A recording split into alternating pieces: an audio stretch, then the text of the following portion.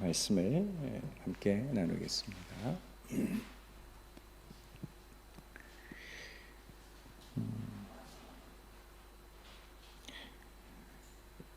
일본이 그렇지만 야마가타도 참 많은 게 있습니다. 뭔지 아십니까? 돌이 참 많아요. 그죠? 일본은. 왜냐면 섬 자체가 돌로 이루어진 거나 마찬가지라서 돌이 너무 많습니다. 뭐 산에도 돌이 있고 강에도 돌이 있고 절에도 있고 신사에도 있고 뭐 너무 많습니다. 여기도 큰 돌이 하나 있습니다. 여기 있잖아요. 여기 큰 돌. 큰 돌이 하나 있습니다. 밭을 긁다 보면 흙 속에서 뭐가 나와요? 돌이 나오죠. 농사를 짓는 분들한테 아주 돌은 성가신 존재입니다. 이게 밟고 오르는 일이 뭐 보통 일이 아니거든요. 그리고 골라내도 또 나옵니다. 그런데 이 골라낸 돌로 뭘 해요? 담도 쌓고 축대도 만들고 길도 내고, 이 성가신 돌로 뭘 하냐면 담도 쌓고 축대도 만들고 길도 냅니다. 같은 돌인데 밭에 있으면 방해가 되고 담이 되면 보호가 됩니다.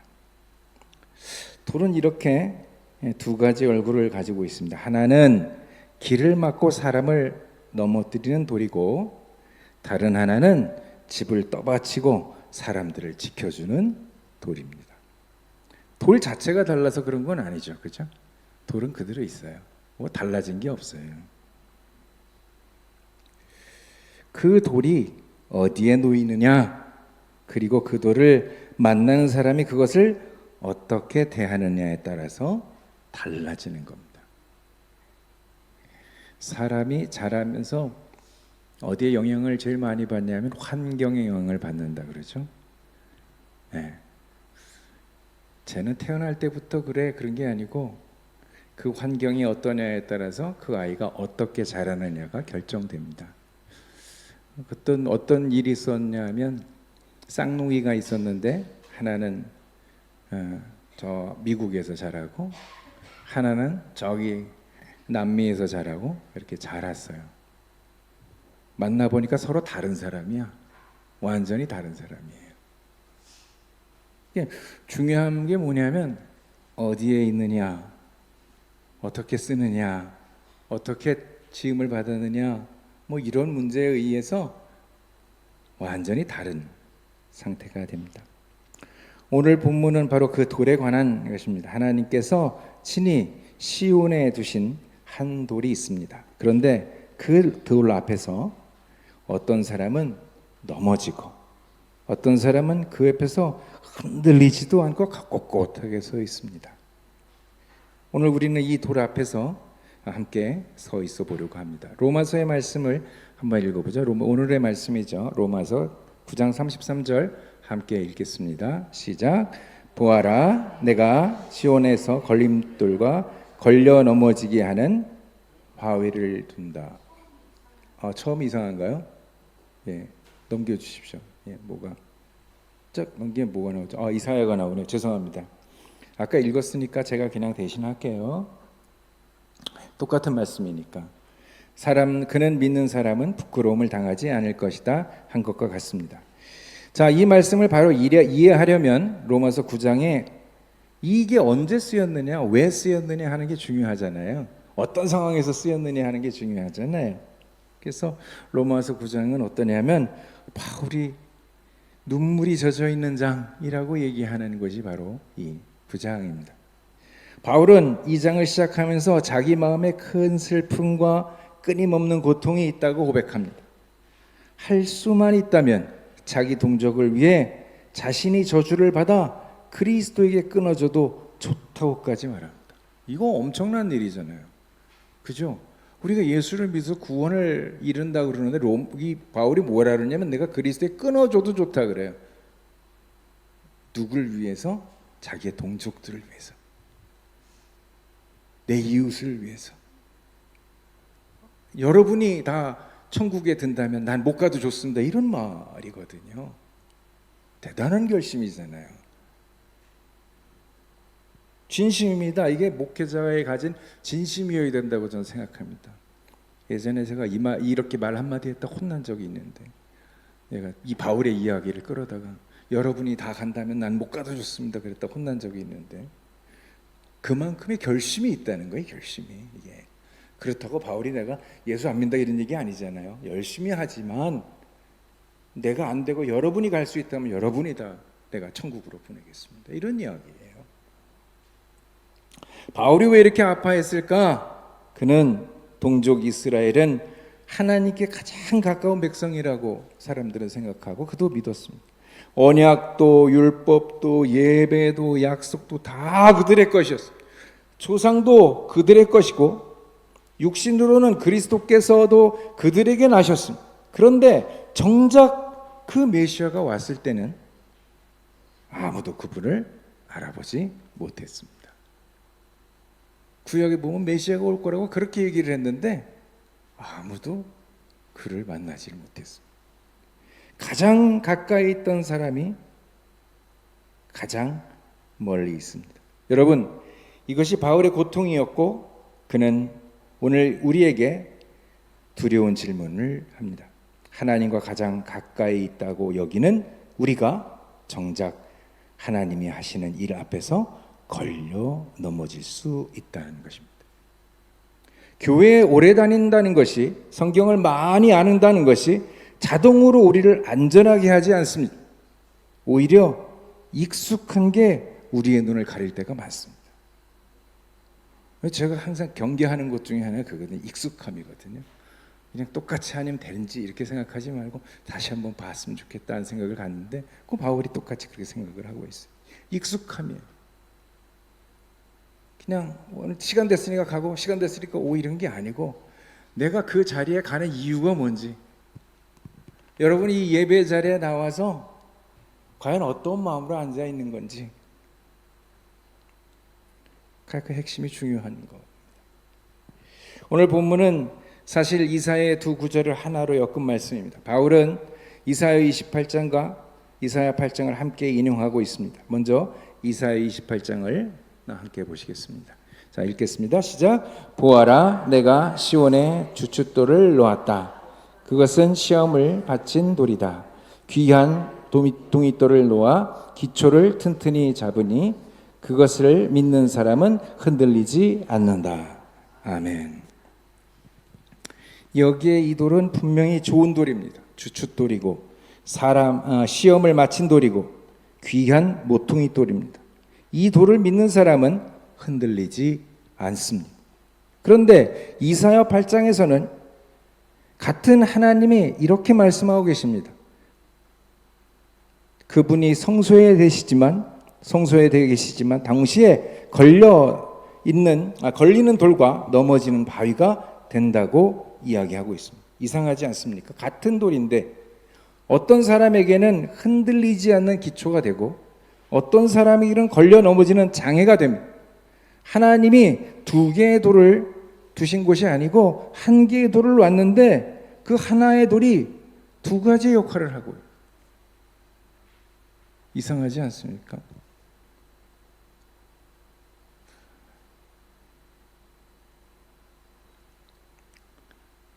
똑같은 이야기를 했는데 어떤 사람은 기분 나빠하고 어떤 사람은 기분 좋아합니다.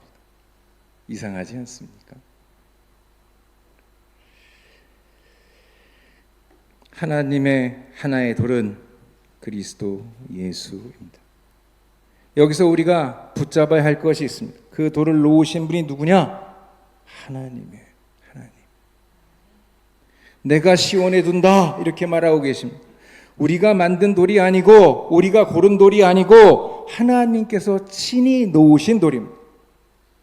그렇기 때문에 그 돌은 옮길 수가 없습니다. 그 자리에 있는 거예요. 마음에 안 든다고 치울 수 없는 돌입니다. 우리가 할 수 있는 일은 단 하나뿐입니다. 그 돌 위에 서든지 그 돌에 걸려 넘어지든지. 그렇다면 왜 어떤 사람은 이 좋은 돌에 걸려 넘어집니까? 바울은 바로 앞절에서 그 이유를 분명하게 말합니다. 이스라엘은 의의 율법을 구했는데도 그 율법에 이르지 못했습니다. 어찌하여 그렇게 됐습니까? 믿음에 근거하여 추구한 것이 아니라 행위에 근거하여 추구했기 때문입니다. 여러분, 이게 핵심입니다. 여러분은 게으르지 않았습니다. 오히려 열심이었습니다. 바울 자신이 로마서 10장에서 그들에게 하나님을 향한 열심이 있다고 인정합니다. 문제는 열심이 없어서가 아니라 그 열심의 방향이 어디이냐 하는 거예요. 그들은 자기 힘으로 의에 도달하려고 했습니다. 그래서 막 열심히 기도하고 열심히 하고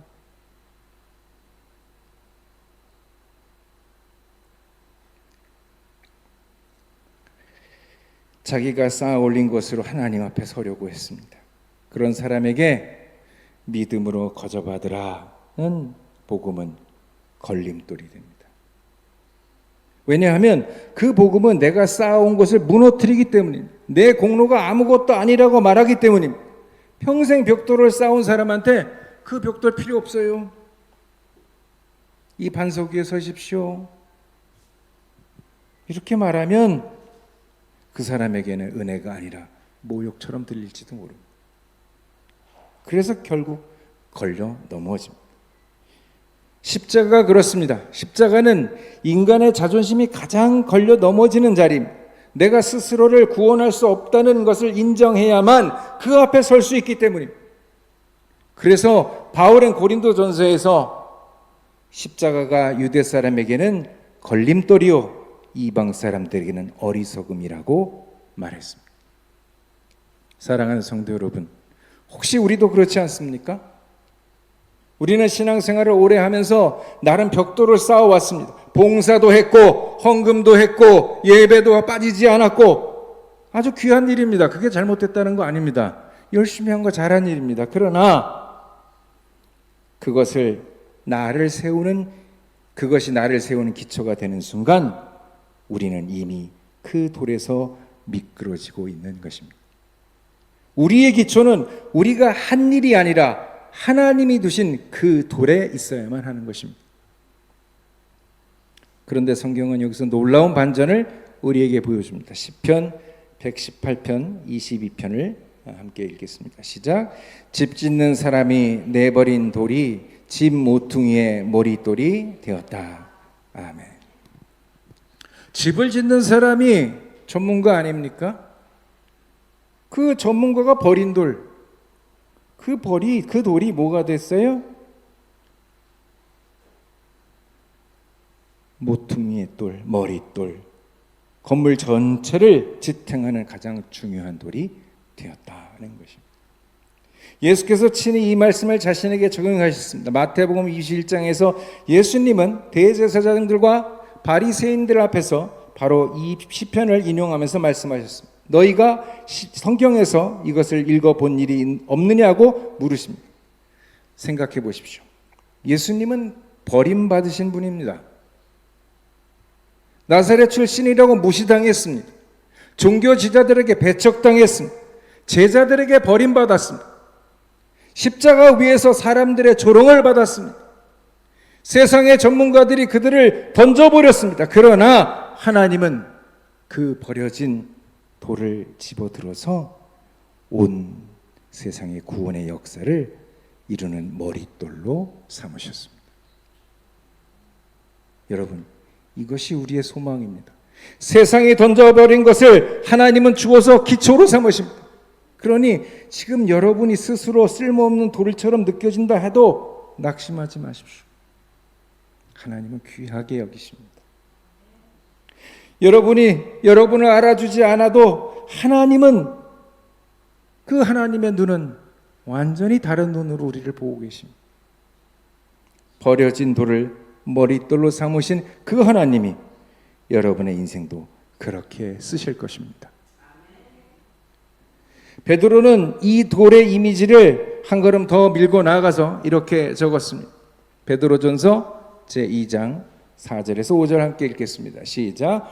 주님께서 나오라 하십시오. 그는 사람에게는 버림을 받으셨으니 하나님께게는 택하심을 받은 살아있는 귀한 돌입니다. 여러분도 산돌과 같이 신령한 집으로 세워지십시오. 아멘. 한 걸음 더 나가서 뭐라냐면 산돌이래요. 산돌. 돌이 살아있다는 거예요. 요즘에 와서는 돌이 죽었다는 얘기 안 합니다만 우리가 보기엔 죽었잖아요. 움직이지도 않고 그냥 가만히 있잖아요. 근데 그게 살았다는 거예요. 차갑고 단단해서 움직이지 않는데, 그런데 베드로는 예수님을 살아있는 돌이라고 부릅니다. 무덤을 막았던 돌이 굴러가고 부활하신 주님, 넘어가고 부활하신 주님이기 때문에 그렇습니다. 이 돌은 죽은 돌이 아니라 살아서 우리를 붙드는 돌입니다. 더 놀라운 것은 그 다음입니다. 베드로는 여러분도 산돌과 같이라고 말합니다. 우리도 돌이 된다는 것입니다. 돌의 속성을 아십니까? 돌은 비가 와도 그 비를 다 막고요. 바람이 불어도 그 바람을 다 막고요. 뭐가 와도 그냥 막고 가만히 있는 존재입니다. 그렇다고 뭘 하지도 않아요. 그런데 그 자리를 꿋꿋이 지킵니다. 그게 돌이에요. 그러니까 그 돌을 보고 사람들이 이정표를 삼아서 옛날에 돌을 세우고 여기가 어느 곳이야 라고 세운 거예요. 왜? 돌은 안 움직이니까. 거기에 있으니까.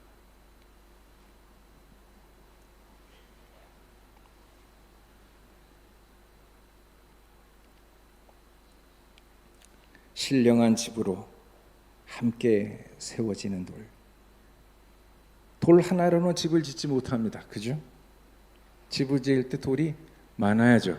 일본은 나무로 짓습니다만 돌로 짓는 데 가면요, 돌을 탁 쌓아가지고 집을 잘 짓죠. 그 돌 자체가 잘 맞물려서 집이 되어가는 겁니다. 우리 야마가타 우리 교회를 생각해 보십시오. 한국에서 오신 분, 일본에서 나고 자라신 분, 여기서 오래 사신 분, 이제 막 오신 분, 모양도 크기도 다 다른 돌입니다. 그런데 하나님은 그 다른 돌들을 하나의 집으로 쌓고 계시는 겁니다. 서로 다르기 때문에 맞물릴 수 있는 겁니다. 똑같아 보세요. 맞물릴 수가 없는데 좀 틈이 달라서 탁탁탁탁 키울 수 있는 거예요. 제가 하나님의 위대함을 항상 생각하는 것 중에 하나가 뭐냐면, 하나님은 우리를 다 다르게 만드셨다. 그게 하나님의 위대함이라고 저는 생각합니다. 지구상에 한 명도 똑같은 사람은 없습니다. 근데 그 한 사람, 그 다른 사람들끼리 같이 성벽을 이루어갈 때 튼튼한 벽이 돼가는 것. 다른 사람들은 다르다고 넌 다른 돌이야 그러고 밀어내는데, 그러면 안 되고 어떻게 해요? 다른 돌을 서로 연결해서 튼튼한 돌을, 탑을 세우고 집을 만들고 다리를 만들고 해나가는 겁니다. 돌 이야기를 하면서 광야를 빼어놓을 수가 없습니다. 이스라엘 백성이 광야에서 목말라 죽게 되었을 때 하나님은 모세에게 반석을 치라고 말합니다. 그 반석에서 물이 터져 나왔습니다. 바울은 이 사건을 이렇게 해석했습니다. 고린도전서 제 10장 4절 우리 함께 읽겠습니다. 시작. 그들은 자기들을 따라다니는 신령한 바위에서 물을 마셨던 것입니다. 그 바위는 그리스도였습니다. 아멘. 마음을 울리는 말이 있는데 따라다니는 바위입니다. 바위는 원래 움직이지 않습니다. 그런데 이 바위는 광야를 걷는 백성들을 따라다녔어요. 그들이 불평할 때도, 뒤로 돌아가려고 할 때도 그 바위는 그들을 떠나지 않았습니다.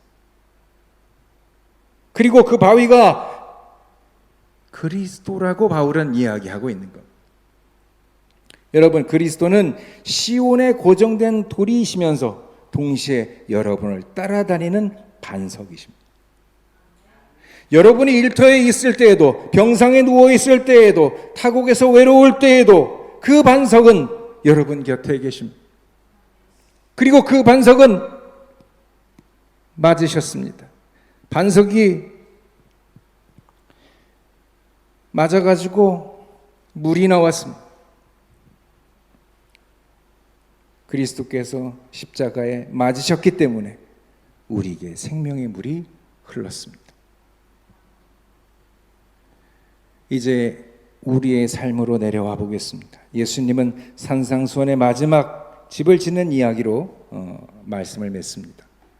마태복음서 제7장 24절에서 25절 함께 읽겠습니다. 시작. 내 말을 듣고 이대로 행하는 사람은 반석 위에 자기 집을 지은 슬기로운 사람과 같다. 비가 내리고 홍수가 나고 바람이 불어서 그 집에 들어쳤지만 무너지지 않았다. 그 집을 반석 위에 세웠기 때문이다. 아멘. 이 비유에서 두 집은 겉으로는 똑같아 보입니다. 봐서는 우리가 알 수가 없습니다. 차이는 보이지 않는 곳에 있는 겁니다. 근데 이게 언제 드러나는 줄 아세요? 맑은 날에는 드러나지 않고 비가 오고 바람이 불 때 드러납니다. 저는 그리스도인은 어떤 사람이라고 얘기하냐면요, 평상시에 행복하고 즐거울 때는 저 사람이 그리스도인인지 아닌지 몰라야 된다고 생각을 해요. 그런데 고난이 오고 고통이 오고 죽을 것 같고 힘든 상황이 되면 그리스도인임이 드러나야 되는 겁니다. 겉으로 볼 땐 똑같은데요, 그 순간이 되니까 다른 사람이구나 하는 걸 알게 되는 거예요. 힘들고 어려운 걸 지나가는 과정에서 저 사람이 그리스도인이구나 하는 걸 볼 수 있는 거지, 그냥 웃고 즐길 땐 똑같은 거예요.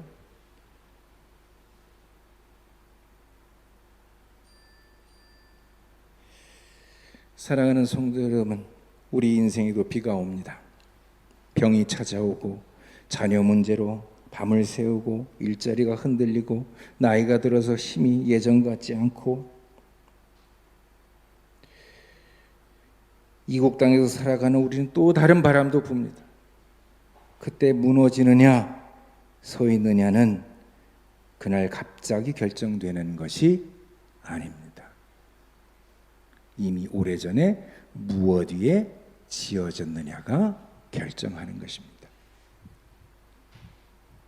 옛날에 어떤 분이 예수 믿으세요? 그랬더니 꼴깍 죽기 전에 믿으면 천국 갈 건데 뭘 그러냐고. 꼴깍 자기가 넘어갈 줄 알아야지 언제 갈지 어떻게 알아, 그죠? 모르거든요. 믿음은 그런 게 아니고요, 내가 오늘 아무 일 없는데 마치 보험 같은 거예요. 내가 보험, 여러분 자동차 보험 다 되시잖아요. 저는 자동차 보험을 들어고 지금까지 타먹은 일이 한 손가락, 한 세 손가락 안에 들까? 몇십 년 동안 들었어도. 그런데도 지금 들고 있어요. 왜 그럴까요? 한 번의 사고가 크게 나면 내가 이걸 감당 못하니까 드러나야겠다 이런 거잖아요. 하나님 안에 믿음의 반석 위에 이렇게 살아가는 건 바로 이런 거예요. 지금은 몰라요, 여러분. 그 순간이 되면 알 수 있습니다.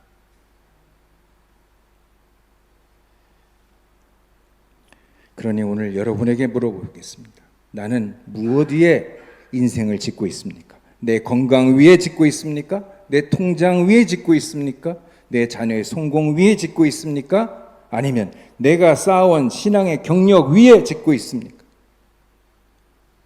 이 모든 것을 다 좋은 거지만 기초가 될 수는 없습니다. 왜? 다 흔들리기 때문에 그렇습니다. 흔들리지 않는 것은 하나님이 두신 그 돌 하나뿐입니다. 또 하나 기억할 것이 있습니다. 사무엘은 하나님의 도우심을 경험한 자리에 돌 하나를 세우고 에베네셀, 곧 여기까지 주님께서 우리를 도우셨다라고 이름을 붙였습니다. 이 돌은 기억하게 합니다. 우리도 그런 돌이 필요합니다. 지나온 길에 하나님이 도우신 자리를 기억하는 돌이 필요합니다. 힘들 때 그 돌을 보며 여기까지 도우신 분이 앞으로도 인도하실 것을 알게 됩니다. 저는 우리 교회가 온전한 마음으로 들어와서 홀로 머물고 다른 사람이 되어서 나가는 이야기를 꿈꿉니다. 들어올 때는 막 흥분하고 막 어쩔 줄 모르고 들어와서 하나님을 만나고, 그래서 그 안에서 해결을 받고 다른 인생을 살겠다고 다짐하며 나가는 그런 예배가 됐으면 좋겠다, 이렇게 생각합니다.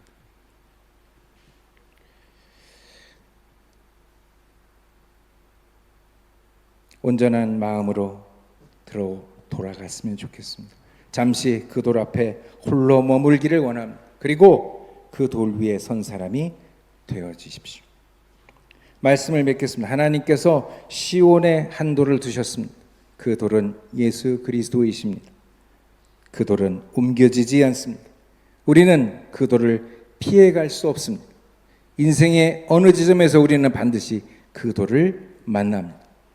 그 돌 앞에서 우리에게는 두 길이 있습니다. 내 힘으로 서려다가 그 돌에 걸려 넘어지는 길, 그리고 내 힘을 내려놓고 그 돌 위에 서는 길입니다. 같은 돌인데 결과는 정반대입니다. 본문은 약속으로 끝납니다. 그를 믿는 사람은 부끄러움을 당하지 않을 것이다. 부끄러움을 당하지 않는다는 것은 실망하지 않는다는 뜻이고 헛되지 않는다는 뜻입니다. 이 돌에 인생을 걸었다가 후회하는 사람은 없습니다.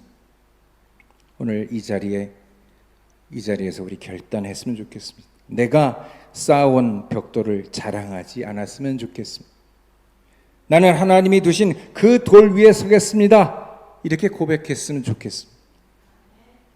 그리고 또 나 또한 산돌이 되어서 이 교회라는 신령한 집의 한 자리를 감당하고 켜켜이 쌓여있는 그 사이에 끼어 있겠다, 이렇게 고백했으면 좋겠습니다.